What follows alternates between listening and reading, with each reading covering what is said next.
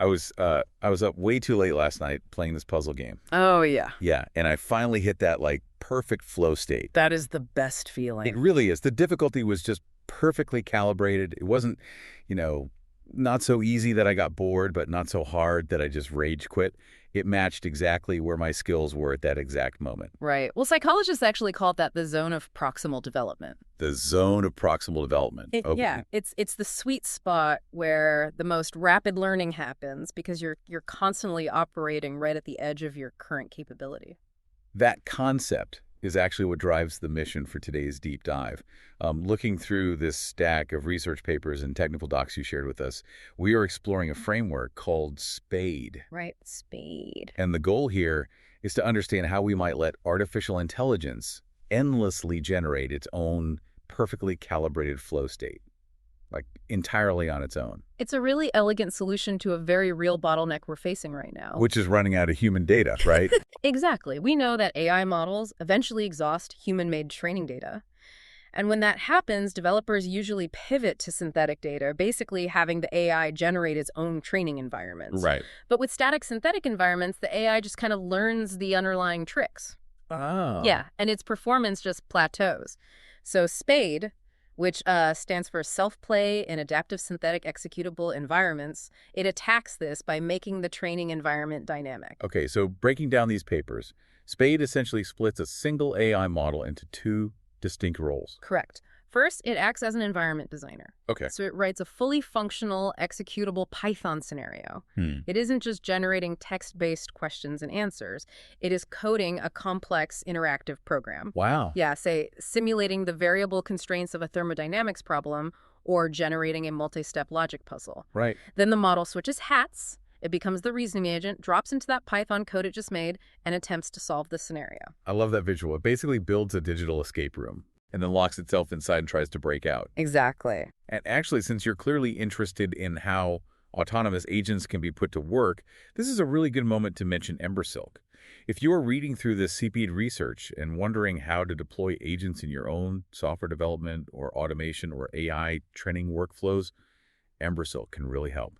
You can check out embersilk.com to uncover where agents can make the most impact for your specific business or personal projects. Yeah, it's a solid tool for bridging the gap between theoretical research and actual implementation. Absolutely. So back to the model locking itself in a Python escape room. I have sort of a mechanical question here. Sure. If the AI is designing its own tests, how does it know how to calibrate the difficulty? Like if it codes a maze with no exit, it learns nothing. Right. And if it codes a straight line, it also learns nothing. That is the core challenge of self-play. And SPADE solves it using this mathematical concept called hint-based regret. Hint-based regret. Yeah, so when the environment designer creates the Python scenario, it also generates a highly privileged hint. It's essentially a secret key to solving the problem. Wait, I'm slightly confused. It writes a hint, but how does a hint calibrate difficulty? Does it, like, penalize the agent for using it? Not quite. The evaluation is on the designer, not just the agent. The designer's reward is determined by calculating the performance gap of the agent when it attempts the scenario with the hint versus without it. Let me think about this. So it's like a teacher giving an exam, and the teacher is the one being graded. Yes. If the student aces the test without a study guide, the test was too easy. The teacher fails. Exactly. The regret score would just be 0. And if the student fails the test, even with a study guide, the test was nonsensical or impossible. The teacher fails again. Right. So the teacher only gets rewarded if the student fails without the guide, but aces it with it. You've got it. That mathematical gap forces the environment designer to generate scenarios that are demonstrably solvable, but genuinely challenging enough that the agent couldn't just guess the answer. Oh, wow. It keeps the AI operating at the absolute frontier of its capabilities. That makes total sense. Yeah. But if it's trapped in a loop with its own outputs, how does it avoid eventually just generating infinite variations of the exact same puzzle? Well, that's where corpus grounding comes in. SPADE feeds the environment designer massive amounts of unstructured human text. Like what kind of text? Things like quantum physics forums, genetics research papers, or even coding manuals. But how does it translate a static PDF on genetics into an executable Python environment? It uses the text as a semantic seed. Okay. So it parses the concept, say the mutation rates in a specific gene sequence, and translates those constraints into programmatic logic. It defines variables and success conditions in Python based on the rules described in the text. So it's literally extracting the raw logic from human knowledge and turning it into a math problem. Exactly. And it pairs that with an environment memory. The system tracks the specific conceptual hurdles the agent has already cleared. So if it mastered that genetics puzzle, the designer is mathematically discouraged from repeating those mechanics, which forces the curriculum to constantly evolve.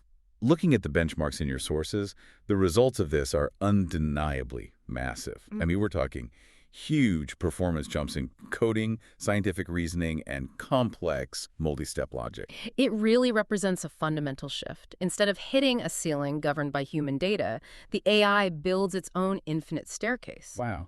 This means we are developing increasingly brilliant, adaptable tools that don't stagnate. It's an incredibly hopeful trajectory for our ability to tackle massive global challenges, from accelerating medical breakthroughs to optimizing clean energy networks. It really is a wildly optimistic look at the future of intelligence. I know. We're watching systems learn how to teach themselves perfectly. Yeah. But I do want to leave you with this one thought to chew on as you go about your day. If an AI can endlessly generate the absolute perfect curriculum to teach itself, keeping itself in that ultimate calibrated flow state, what happens when we let it start generating the perfect curriculum to teach us? Oh, I love that. Right.